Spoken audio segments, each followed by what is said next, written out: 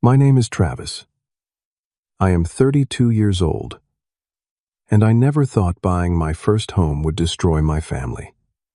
After 5 years of saving every penny from my software engineering job, I finally purchased my dream starter house. Then came the certified letter. My parents were suing me, claiming my house rightfully belonged to my younger sister Grace. They actually took me to court over it. The betrayal blindsided me completely. If you are watching this video, drop a comment, letting me know where you are from. Hit that like button and subscribe to hear how my own parents dragged me to court and how I eventually delivered the nuclear revenge they never saw coming. I grew up in a middle-class neighborhood in Denver, Colorado. Our house was modest but comfortable. A 2-story with a small backyard, where I spent countless summer afternoons building crude computer setups on the patio table. My parents, Robert and Linda, provided a stable home. Dad worked in real estate, primarily selling commercial properties, while Mom kept the books at a local accounting firm. They were strict but generally loving parents, at least. That is what I believed for most of my life. My sister Grace arrived when I was 4 years old. From my earliest memories, there was always something different about how our parents treated us. At first, I chalked it up to her being the baby of the family, or maybe because she was their only daughter. But as we grew older, the pattern became impossible to ignore. When I turned 10, I got a second-hand bicycle from a neighbor. That same year, Grace received a brand new one for her 6th birthday, complete with custom paint and tassels on the handlebars. For my 16th birthday, I got driving lessons, but had to save up for my own car. When Grace turned 16, our parents surprised her with a new Volkswagen with a giant red bow on top. Grace is more delicate than you, Mom would say when I questioned the differences in treatment. You are so independent and capable, Travis. You will be fine no matter what. And I believed her. I took pride in being self-sufficient, handling my own problems, and never asking for help. Meanwhile, Grace developed a different set of skills. She learned how to cry at precisely the right moment to get what she wanted. She mastered the art of making minor problems sound catastrophic, until our parents swooped in to fix everything. When Grace crashed her car 3 months after getting it, Dad paid for the repairs without a word. When she failed 2 classes in her junior year, Mom hired expensive tutors and convinced the teachers to let her retake exams. Every mistake came with a safety net. I took a different path. By 14, I was mowing lawns and fixing computers around the neighborhood for extra cash. I saved every dollar, storing it in a lockbox hidden in my closet. My parents praised my work ethic, but never offered financial support beyond the basics. My senior year of high school, I applied to 12 colleges and received acceptance letters from most of them, including some prestigious tech programs. My parents seemed proud but made it clear that college funding would be primarily my responsibility. College is expensive these days, Dad explained. We will help where we can, but you should apply for scholarships and consider student loans. So I did. I worked through weekends and summers, secured 3 different scholarships, and enrolled at a state university with a strong computer science program. During those 4 years, I juggled full-time classes with part-time jobs at the campus IT department, a local electronics store, and freelance web development gigs. I lived in the cheapest apartment I could find, ate ramen more often than I care to remember, and rarely joined my classmates for expensive social outings. Despite this grueling schedule, I maintained a 3.8 GPA and graduated with honors. Grace chose a private university across the country. Our parents covered her tuition, apartment, and living expenses without hesitation. When she decided to switch majors 3 times, extending her education by almost 2 years, they continued funding everything. When she called home crying about roommate drama, Mom flew out to help her find a private apartment. After graduation, I landed an entry-level position at a growing tech company. The salary was decent but not extravagant. I continued living frugally, maintaining the same sparse apartment and modest lifestyle. Every month, I automatically transferred 30% of my paycheck into a savings account designated for my future home. While I pinched pennies, Grace struggled to find her footing after college. She bounced between jobs, never staying anywhere longer than 6 months. When she could not make rent, our parents covered it. When her car needed repairs, Dad handled it. At family gatherings, her employment troubles were discussed with sympathy and understanding. "The job market is so tough right now," Mom would say, patting Grace's hand. "The right opportunity will come along soon." 5 years passed this way. I received promotions and salary increases, but maintained my frugal lifestyle. My home savings grew steadily, and I began researching neighborhoods and mortgage options. Meanwhile, Grace continued her pattern of job hopping and financial dependence on our parents. I never resented helping my sister when she genuinely needed it. I loved her despite our differences. But I could not understand why our parents never encouraged her to develop the same self-reliance they had instilled in me. Little did I know, this dynamic would soon explode in ways I never could have imagined. After 5 years of disciplined saving, I finally had enough for a substantial down payment. I connected with a realtor and began my house hunt in earnest. The market was competitive, but I had done my homework. I knew exactly what I wanted and what I could afford. After touring nearly 20 properties, I found it. A 2-bedroom craftsman-style home in a well-established neighborhood. Built in the 1942, it had good bones, but needed updates. The kitchen featured original cabinetry that had seen better days. The bathroom tile definitely dated back to the Reagan administration. But beneath the cosmetic issues, I saw potential. The hardwood floors, though scratched, were solid oak that could be refinished. The backyard featured mature trees providing perfect shade for a future deck. The neighborhood had excellent schools, low crime rates, and was just a 15-minute commute to my office. "This place has so much character," my realtor Amanda said, as we walked through it for the second time. "With some renovations, it could be absolutely stunning." I ran the numbers that night. Between my savings and the current interest rates, the mortgage would be manageable, even with renovation costs factored in. The next morning, I submitted an offer. The bidding war was intense. 3 other buyers wanted the property, and the price crept up. I stretched my budget to the absolute maximum and included a personal letter to the sellers explaining why I loved their home. 2 nail-biting days later, Amanda called with the news. "Congratulations, Travis. They accepted your offer." I remember sitting on my apartment floor, phone in hand, overwhelmed with emotion. 5 years of sacrifice had finally paid off. I was going to be a homeowner. That Sunday, I drove to my parents' house for our monthly family dinner, excited to share my news. Grace was already there when I arrived, helping Mom in the kitchen while Dad watched a football game. "I have some big news," I announced as we sat down for dinner. "I bought a house." The silence that followed should have been my first warning. Dad froze with his fork midway to his mouth. Mom's smile seemed to strain at the edges. Grace stared at her plate. "A house," Dad finally said.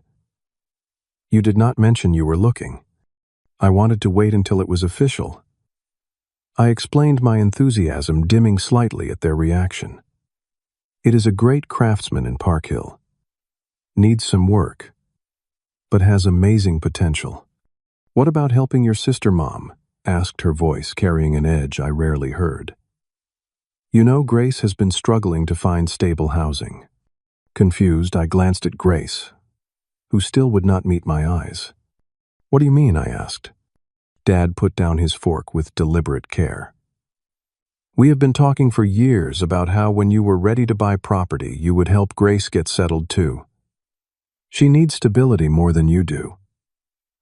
This was the first I had ever heard of such a plan.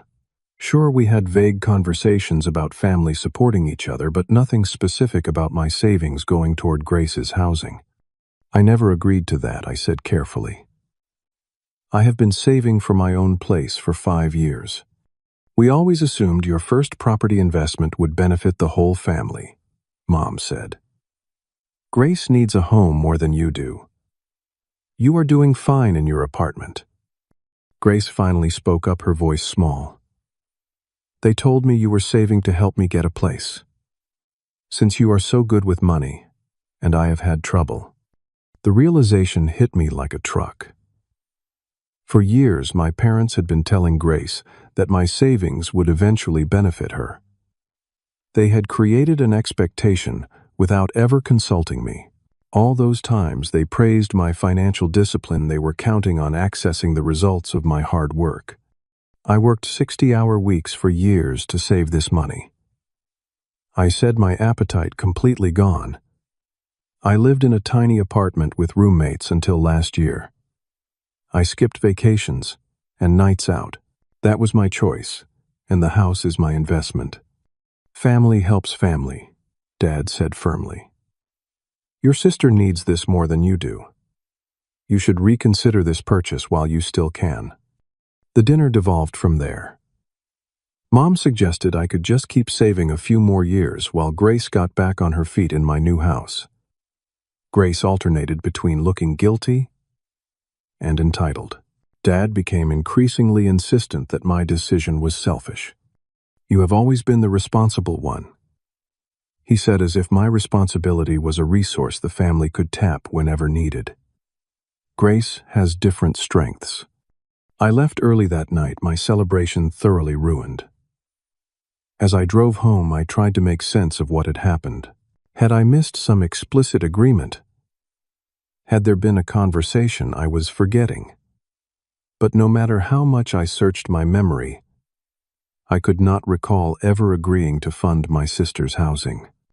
Little did I know this uncomfortable dinner was just the beginning of a nightmare that would escalate beyond anything I could have imagined. The week after that disastrous dinner, I threw myself into paperwork and planning for my new home. The inspection went well, revealing only minor issues that I had already factored into my renovation budget. The mortgage process moved forward, and I scheduled a closing date. Then the calls started. First, my Aunt Susan phoned, asking pointed questions about the situation with Grace. Then my cousin Patrick texted asking why I was being so hard on my sister. By the end of the week, 3 different relatives had reached out with similar concerns. Confused, I called my Aunt Susan back to get clarity. Your parents are very upset, she explained. They say you promised to help Grace buy a house and then went back on your word. They are worried about her stability. I never promised that, I said, stunned by the misrepresentation. They never even asked me to do that. They just assumed. Well, that is not how they are telling it, Susan replied. They say you explicitly agreed to help Grace and then betrayed her trust. I hung up feeling sick to my stomach. My parents were actively spreading misinformation about me to our extended family. People I had respected and loved my entire life now viewed me as the villain in a story that was completely fabricated. 3 days later, Grace showed up at my apartment, unannounced, her eyes red from crying. Can we talk about the house, she asked, as I reluctantly let her in. What about it?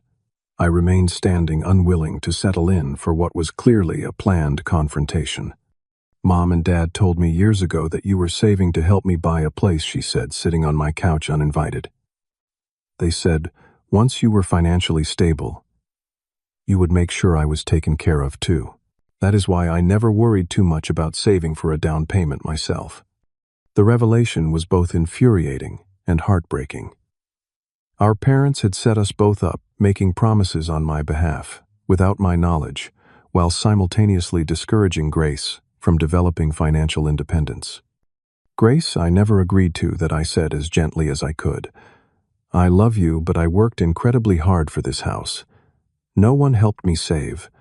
No one contributed to my down payment. This was my goal that I sacrificed for. "But it is not fair," she insisted, tears streaming down her face again. "You are so good with money, and I am not. You have a stable job, and I cannot seem to keep one. Why should you get a house when I cannot even afford a decent apartment?" Before I could respond, my phone rang. It was my parents. Grace must have told them she was coming over. I answered on speaker so Grace could hear. "Travis, we need to resolve this house situation," Dad said. Without preamble. "Grace is there with you?" "Yes, she is here," I confirmed. "Good. Now listen to me. We have always been clear that this family supports each other. Your mother and I supported you through college." "I paid for most of my college," I interrupted. "We provided a home for you to return to during breaks," he continued, as if I had not spoken. "We helped you develop the skills that got you your job. Everything we did was with the understanding that you would help your sister when the time came. You never once asked me if I was willing to do that," I pointed out. "Not once in 5 years of saving did you directly say, 'Travis, we expect you to use your house fund to buy a place for Grace.'" "It was implied," Mom chimed in. "Family obligations do not always need to be explicitly stated. You know Grace struggles." The conversation went in circles for nearly an hour. My parents repeatedly insisted that I had a moral obligation to help Grace, while I maintained that I had never agreed to such an arrangement. Grace cried, and occasionally added that she had been counting on my help. Finally, Dad delivered the ultimatum. "You have 2 options," he said, his voice cold. "Either sell the house and use the money to help Grace find a place, or face the consequences of turning your back on this family." "Are you threatening me?" I asked, genuinely shocked. "I am telling you how things are going to be," he replied. "We have supported you your entire life. Now it is time to repay that support. By giving up my house, the one I saved for by myself for 5 years. Sometimes being part of a family means sacrifice," Mom added. "Grace needs this more than you do." After they hung up, Grace stayed on my couch looking at me expectantly. "I am not selling my house," I told her firmly. "I am sorry that Mom and Dad created this expectation, but this is my investment. My future." She left in tears, and I spent that night replaying our childhood, seeing all the patterns I had missed. The constant expectation that I would be the responsible one, the provider, while Grace received endless support and second chances. For the next 2 weeks, I focused on preparing for my move. I packed my apartment, arranged for utilities to be transferred, and started gathering quotes from contractors for the renovations I planned. Every time my parents called, I let it go to voicemail. I needed space to process their manipulation and ultimatum. The closing went smoothly, and I officially became a homeowner. Despite the family drama, I felt a surge of pride as I received the keys. That weekend, I began the first phase of renovations, tearing out the old carpet to reveal the hardwood floors underneath. Working with my hands provided an escape from the emotional turmoil. Then, on a Tuesday morning, a certified letter arrived at my apartment. The return address was a law firm I did not recognize. Assuming it was something related to the house closing, I opened it without concern. What I found inside would change everything. The letter was printed on expensive letterhead from Bradford Winters and Associates, a law firm downtown. As I scanned the contents, my hands began to shake. The document was a formal notice of a civil lawsuit filed against me by Robert and Linda Barnes, my own parents. The suit claimed that I had breached a verbal contract in which I allegedly agreed to use my savings to purchase a home for my sister Grace. It further claimed that my parents had materially contributed to my education and career, with the understanding that I would support Grace's housing needs in return.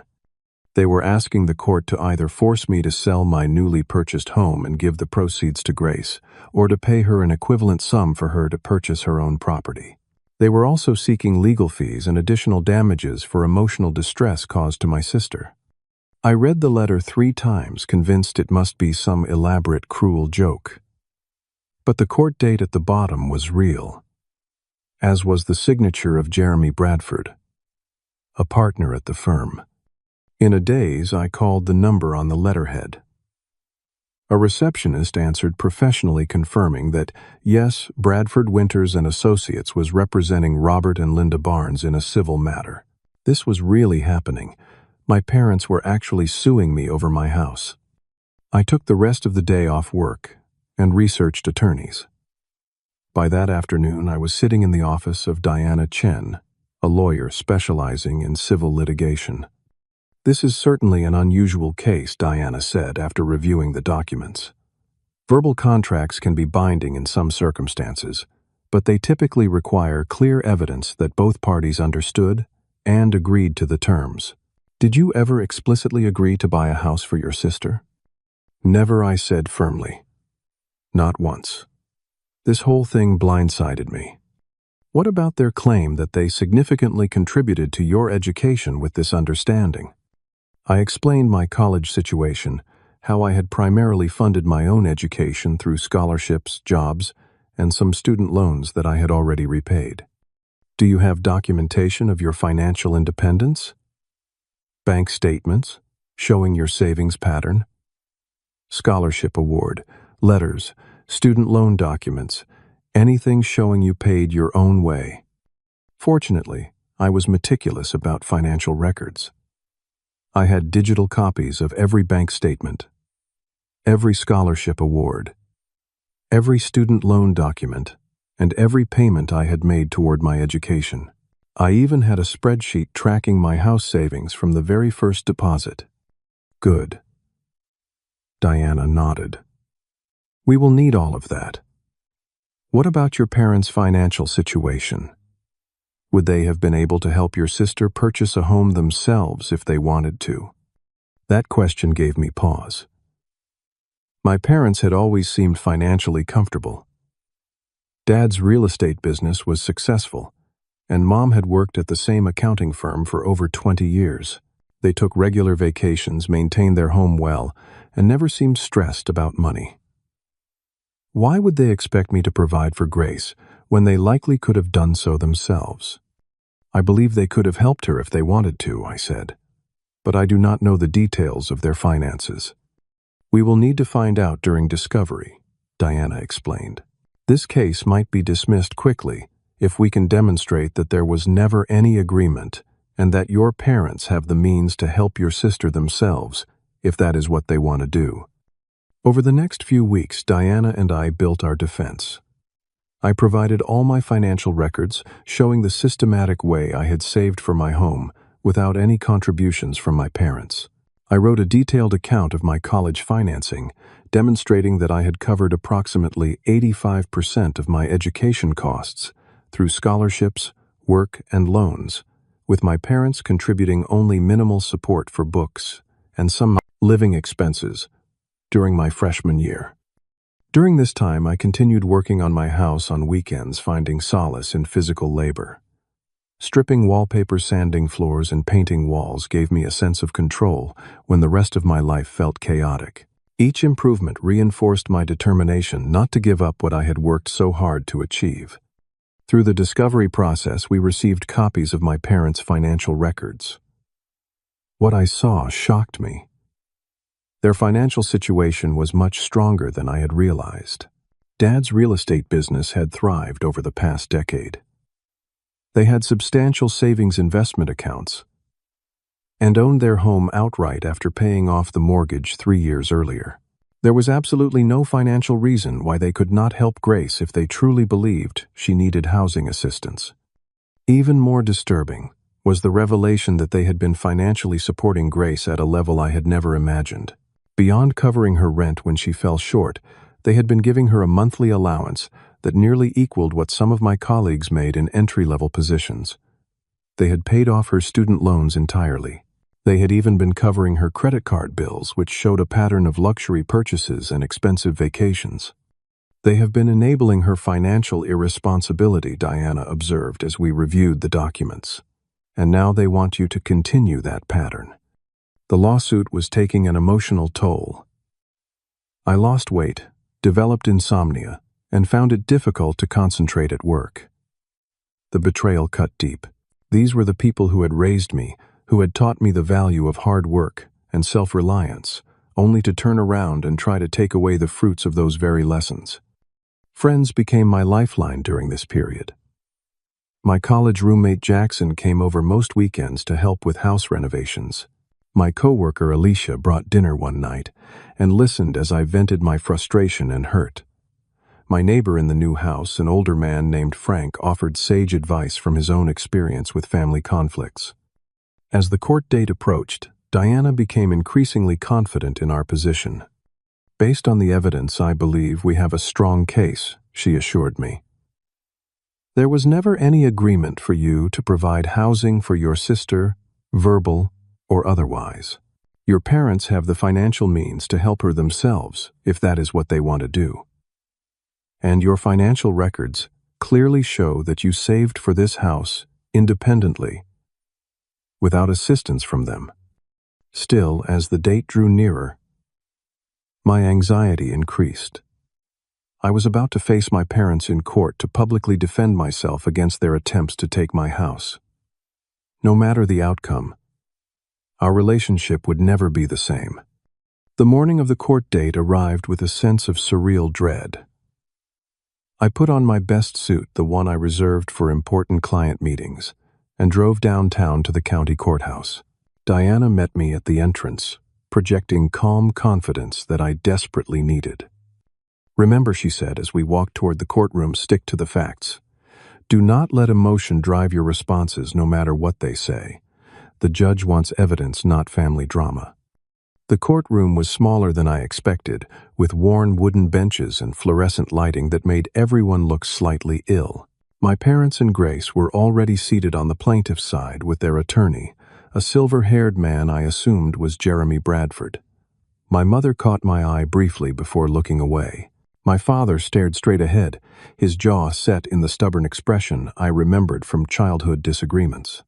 Grace looked nervous, fidgeting with the strap of her designer purse.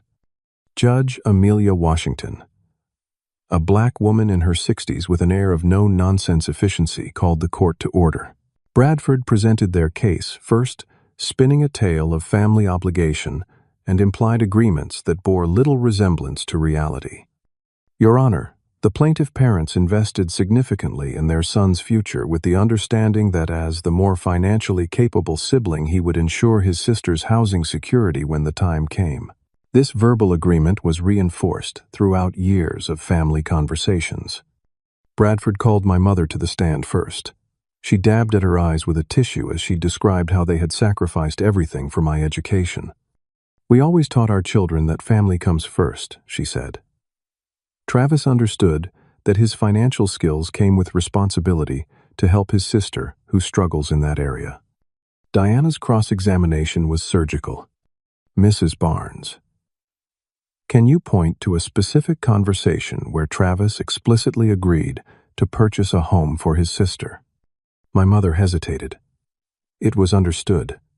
We talked about family obligations many times, but he never actually said, 'Yes, I will use my savings to buy Grace a house,' did he?" "Not in those exact words, no. In fact, until he announced he was buying a house, you never directly asked him to do this, did you?" Another hesitation. "We did not think we needed to. It was implied." Diana then presented evidence of my parents' financial situation, including their substantial savings and investment accounts. "Mrs. Barnes, given your financial resources, why would you not help your daughter purchase housing yourself rather than expecting your son to do so?" "We believe in teaching our children responsibility," my mother replied, her voice growing defensive. "Travis is financially established now. He should help his sister." My father's testimony followed a similar pattern. He emphasized my obligation to the family, while never being able to point to a specific agreement. Diana methodically exposed the contradiction between their claims of financial sacrifice and their actual robust financial situation. Then came Grace's testimony, which truly shocked me.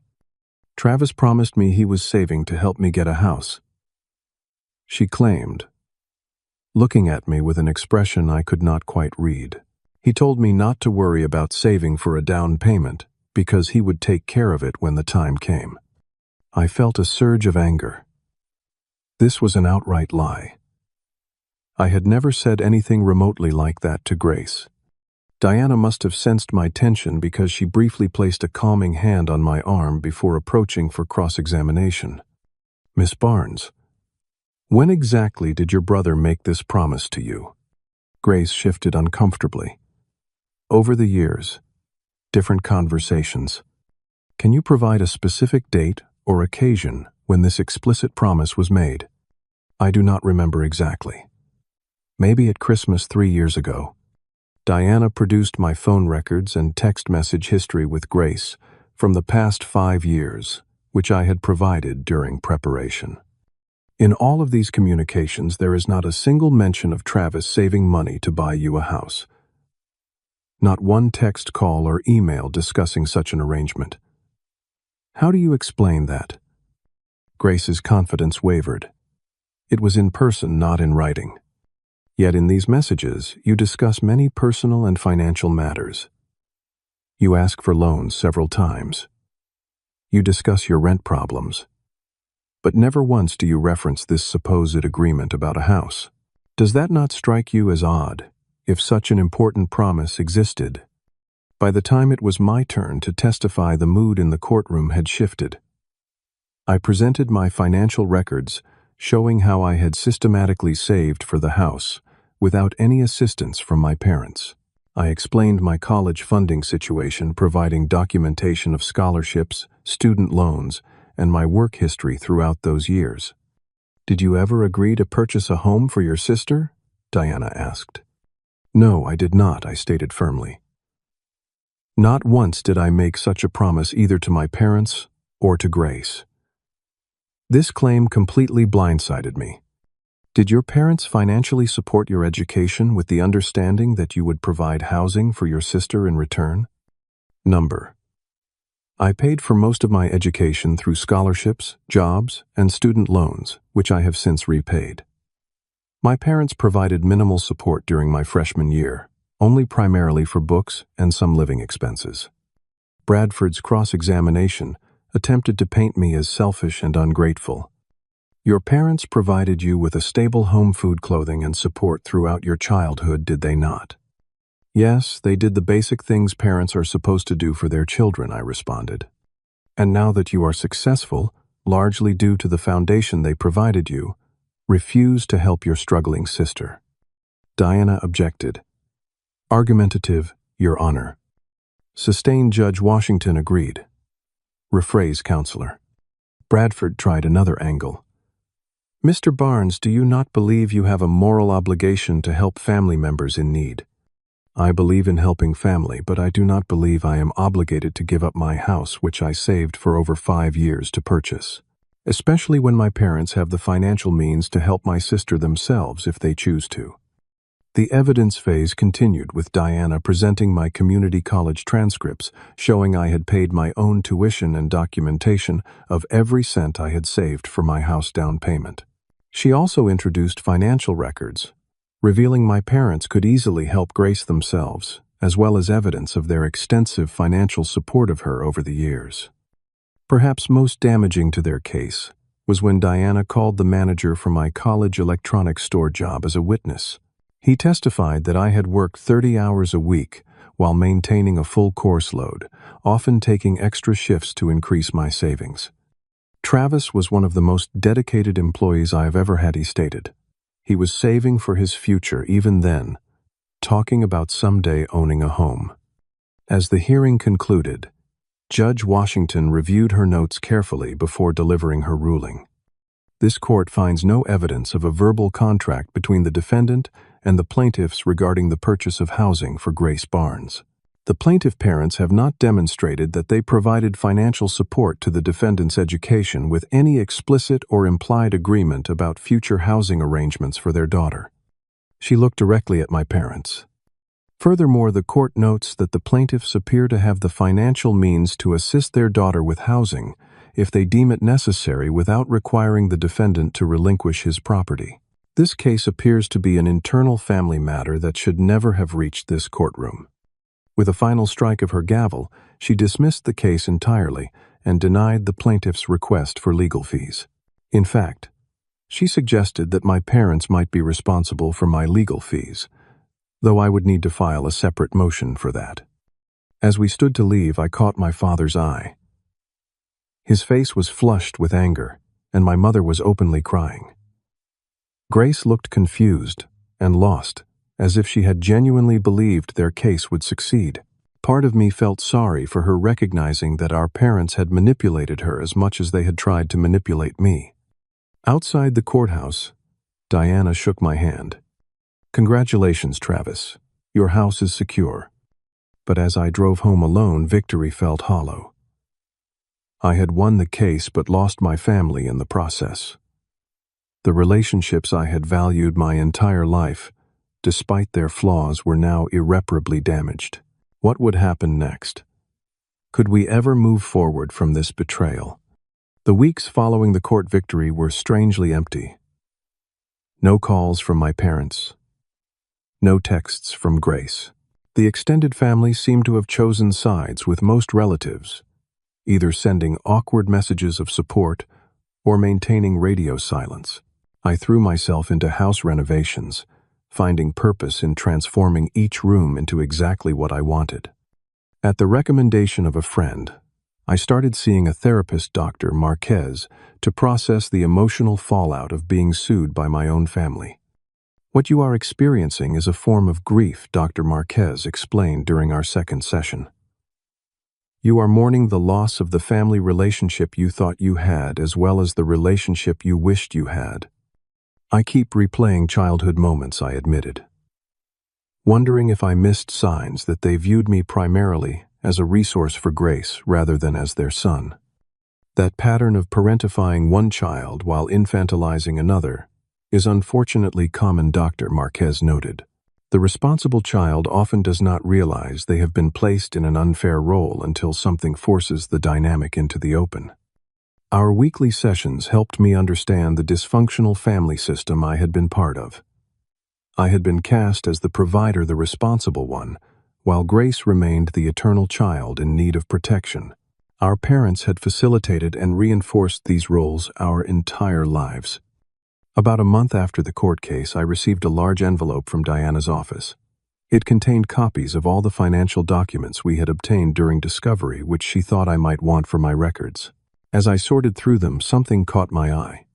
Among my parents' bank statements was a record of an account I did not recognize.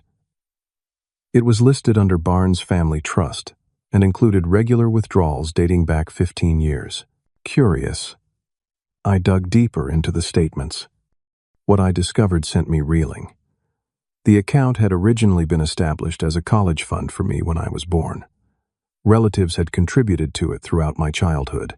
Based on the statements, it should have contained over $30,000 by the time I reached college age, enough to cover a significant portion of my education. But beginning in my senior year of high school, large withdrawals began. The first coincided with Grace's high school graduation trip to Europe. Another matched the down payment on her first car. By the time I started college, the account had been nearly depleted, with the remaining funds transferred to an account in Grace's name. They had taken money specifically saved for my education and used it for Grace's expenses, all while telling me I needed to fund my own education through scholarships and jobs. Hands shaking, I called Diana. "Is this legal?" I asked after explaining what I had found. "Can parents redirect funds specifically designated for one child's education to another child?" "It depends on how the account was structured," Diana explained. "If it was a formal trust with you, named as the beneficiary, then no, that would be misappropriation. If it was a custodial account, they might have had more flexibility. But there are still ethical questions. Bring me the documents, and I will take a look." Further investigation revealed that the account had indeed been established as a custodial account for my benefit, with my parents as custodians. While they technically had legal control over the funds, they were supposed to be used for my benefit, not redirected to my sister. You could potentially file a civil suit to recover these funds, Diana advised. You would need to prove the funds were specifically intended for your education, and that redirecting them constituted a breach of fiduciary duty. The discovery of the misappropriated college fund was just the beginning. Motivated to understand the full picture, I began a methodical investigation into all financial interactions with my parents throughout my life. I requested copies of old bank statements, tax records, and gift documentation. The pattern extended beyond the college fund. I found evidence that birthday checks from grandparents had been deposited into accounts I never saw. A small inheritance from my great-aunt, specifically designated for me in her will, had similarly disappeared. They have been taking money meant for me and giving it to Grace for years. I realized, with growing anger. All while teaching me to be independent and responsible. Diana recommended consulting with a forensic accountant to fully document the pattern of financial redirection. The accountant, Marcus Wilson, meticulously traced the flow of funds intended for me that had been diverted to Grace or used for her benefit. Based on my analysis, approximately $45,000 that should have gone to your education or other expenses was redirected to your sister over the years, Marcus concluded. This does not include potential interest or growth these funds might have accumulated had they been properly used or invested for your benefit. I also began collecting statements from relatives who had contributed to my education fund, believing their money would help me through college. My grandmother was particularly upset to learn that the checks she had written specifically for my education had been used for Grace's European vacation and car. I love both my grandchildren equally, she told me tearfully over the phone.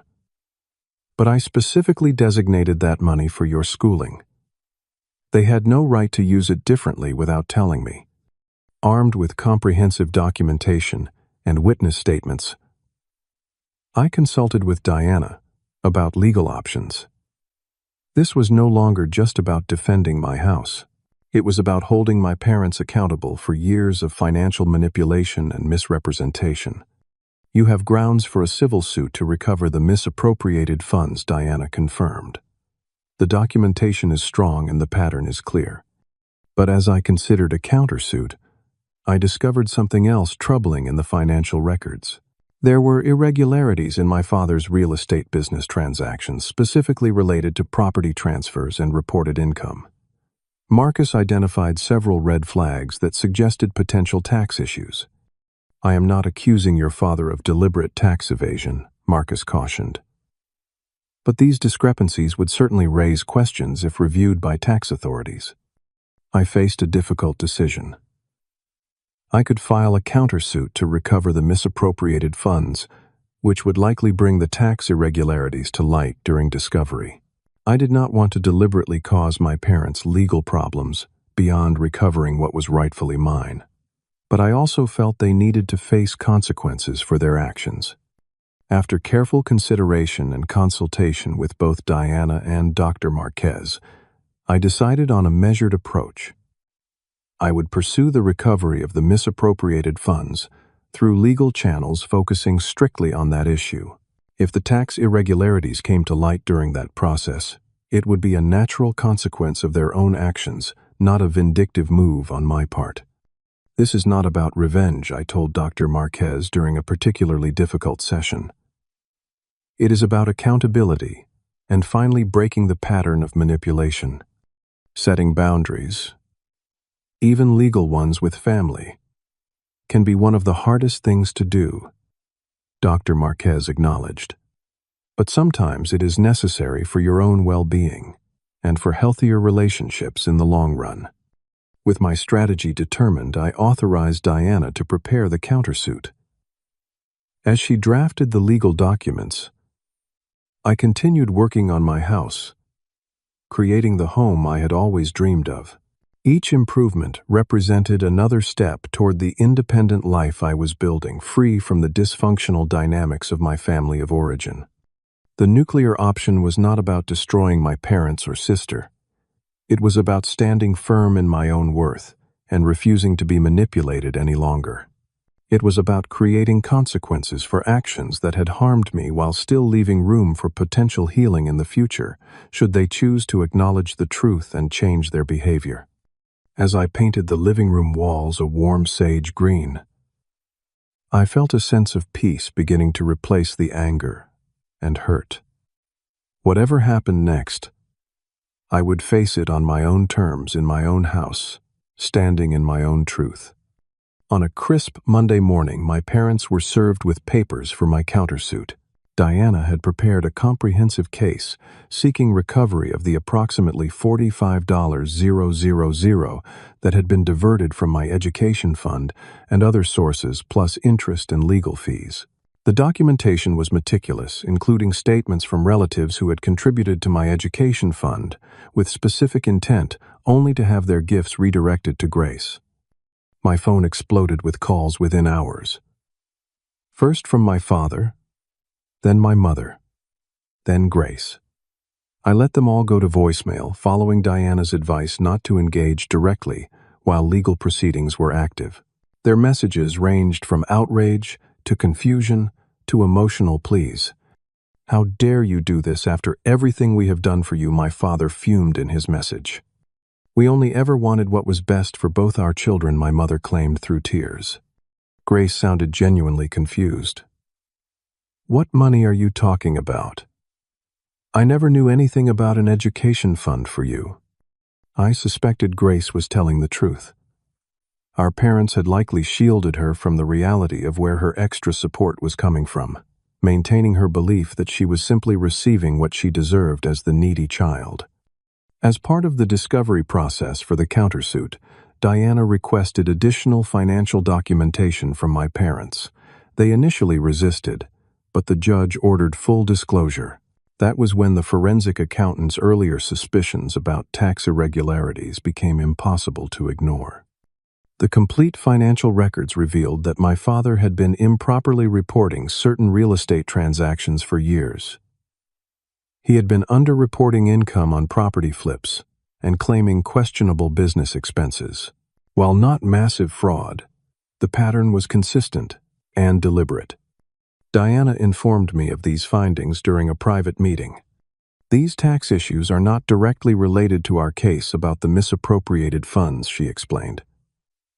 "We can proceed without bringing them into the lawsuit, if you prefer." I thought carefully about my response. I do not want to use this information vindictively. Our case stands on its own merits. But I also cannot help them conceal potentially illegal activity now that I am aware of it. We agreed to focus solely on the misappropriated funds case, neither actively exposing nor helping conceal the tax issues. However, the detailed financial analysis required for our case would make the irregularities obvious to anyone reviewing the records. Sure enough, 2 weeks later, my parents' lawyer requested a settlement conference. We met in a conference room at Diana's office, my parents looking noticeably stressed. Their lawyer spoke first. "My clients would like to resolve this matter quickly and privately," he stated. "They are prepared to reimburse the disputed funds to avoid prolonged litigation." Diana remained professional but firm. "We are seeking full restitution of the $45,000 plus accrued interest over the years, which brings the total to approximately $62,000, along with legal fees." My father started to protest, but their lawyer quieted him with a gesture. "My clients are prepared to pay the $45,000, but feel the interest is excessive given the family relationship." The family relationship did not prevent them from diverting funds specifically designated for Travis's education, Diana countered. "We have documentation and witness statements confirming the intent of these gifts. We are prepared to proceed to court if necessary." The unspoken awareness of the tax irregularities hung in the air. Everyone at the table knew that a court case would involve even more detailed financial scrutiny, potentially leading to questions neither my parents nor their lawyer wanted to address. After a tense hour of negotiation, we reached a settlement. My parents would pay the full $62. Zero, zero, zero, zero plus $15, 000, toward my legal fees. In return, I would consider the matter resolved with no further claims. As we prepared to leave, my mother attempted to speak with me directly for the first time since the courthouse. "Travis, can we please talk about this as a family? This legal approach is so cold." I tried talking. I replied quietly. "You and Dad responded by suing me over my house. This is the language you chose." 2 days after the settlement was finalized, an IRS notice arrived at my parents' home. I learned about it when Grace called me sounding panicked. "Did you report Dad to the IRS?" she demanded. "No," I answered truthfully. "I did not report anyone." It seemed the detailed financial investigation for our case had indeed made the irregularities obvious. While I had not directly reported my father, the extensive documentation gathered for the countersuit had created a paper trail that likely triggered the audit. The IRS investigation uncovered several years of questionable reporting, resulting in substantial back taxes, penalties, and interest. While not criminal charges, the financial impact was significant, further straining my parents' resources. In the midst of this turmoil, something unexpected happened. Grace asked to meet me for coffee alone. Curious and cautious, I agreed to see her at a neutral location. She looked different, somehow smaller, and less confident than I remembered. The designer purse and clothes were gone, replaced by simple, practical attire. "I had no idea about the education fund," she said after we had settled with our drinks. "I never knew that money for my car and trips was supposed to be for your college." "I believe you," I told her. "You were as much a pawn in their game as I was, just in a different way." "What game?" I explained the dynamic I had come to understand through therapy, how our parents had cast me as the provider and her as the eternal dependent. How neither role was healthy or fair to either of us. "They taught you that you were incapable of supporting yourself," I explained. "They taught me that my only value was in being responsible and providing for others." We both lost in different ways. Grace was quiet for a long time. "I got a steady job," she finally said. "At a bookstore. It does not pay much, but it is mine. And I found a roommate situation I can actually afford without help." "That is great," I said, genuinely happy for her. "The IRS situation has been a wake-up call for all of us," she continued. "Mom and Dad cannot afford to support me anymore. At first I was terrified, but now it is kind of liberating. I am 30 years old and finally supporting myself."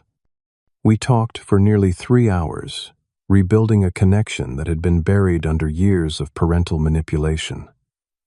For the first time, we were relating as equals, not as the responsible provider and the needy dependent. Before we parted, I made a decision.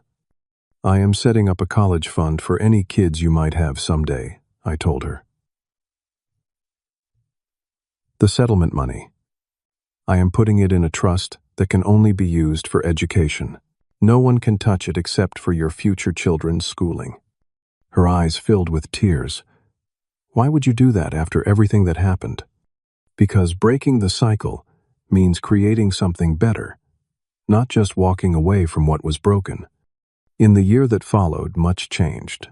My parents and I maintained limited contact, mainly through carefully worded emails. They never explicitly apologized for the lawsuit or the misappropriated funds, but their behavior shifted. The manipulative comments stopped. The expectations diminished. They were learning, perhaps for the first time, to respect my boundaries. Grace and I developed a new relationship as actual siblings, rather than people forced into dysfunctional roles. She visited my now fully renovated house for dinner regularly. She asked for budgeting advice sometimes, but never money. She was finding her own way. The nuclear revenge was not what I had initially imagined. It was not about destroying my parents or punishing Grace. It was about dismantling a toxic system that had harmed all of us in different ways. The consequences my parents faced, both financial and relational, were the natural result of their own actions finally coming to light. My house became a symbol of not just independence, but of healthy relationships. I hosted friends for dinner parties in the dining room I had renovated myself. I created a guest room where Grace occasionally stayed when we had movie marathons that ran too late. I built a deck in the backyard where my grandmother, who had supported me throughout the legal battle, loved to sit and watch birds in the mature trees. The family I created in that house, composed of friends who genuinely supported me and relatives who respected boundaries, became more precious than the dysfunctional family structure I had left behind. Dr. Marquez helped me understand that the most powerful form of revenge against toxic patterns is not destruction, but creation. Creating a life of authenticity. Creating relationships based on mutual respect rather than exploitation. Creating boundaries that protect your well-being while still allowing for connection. As I sit writing this from my home office with its large windows overlooking the garden I planted last spring, I reflect on the journey. The betrayal was painful, the legal battle exhausting, but the life I built afterward is richer and more authentic than what came before. Sometimes people ask if I regret taking such drastic measures with my family. I tell them that accountability is not cruelty. Setting boundaries is not revenge. Refusing to be manipulated is not selfish. Sometimes the healthiest thing you can do for all involved is to stand firmly in your truth, even when that truth disrupts comfortable patterns of dysfunction. Have you ever had to stand up to family who tried to take advantage of you? Would you have handled this situation differently? Let me know in the comments below. If this story resonated with you, please hit that like button and subscribe to hear more stories about standing up for yourself in difficult situations. And if you know someone dealing with family manipulation, share this video with them. Sometimes knowing you are not alone makes all the difference. Thank you for listening to my story. And remember, creating a healthy life is the best revenge against those who tried to use you.